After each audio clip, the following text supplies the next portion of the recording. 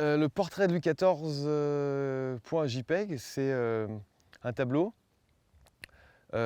qui est une copie du tableau éponyme Louis XIV en costume de sacre, tout court, euh, qu'a fait Rigaud, un peintre perpignanais. Et ce tableau est issu d'une commande faite pour un événement à Perpignan.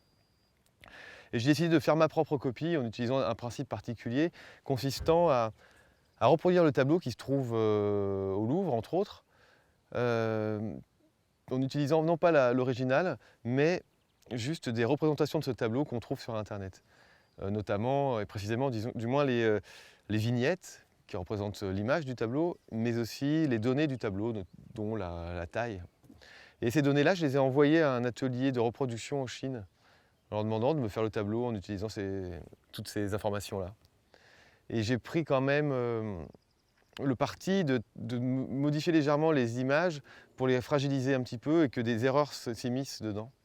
En me demandant est-ce que l'atelier va reproduire les erreurs ou pas finalement. Est-ce qu'ils vont considérer que l'erreur fait partie du tableau ou est-ce qu'ils vont me rappeler ou essayer de corriger le tir et remplacer les parties altérées par quelque chose qu'ils auraient imaginé eux-mêmes.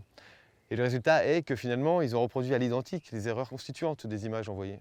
Ce qui m'intéresse au-delà du processus, et puis ce rapport culturel qu'il peut y avoir à la copie aussi, c'est la manifestation organique d'une erreur qui là est originaire du monde numérique. C'est une erreur finalement JPEG, donc liée à la compression de l'image, mais qui est reproduite comme l'est une nature morte finalement, avec toute la noblesse, à la peinture à l'huile, par la facture d'un artiste humain.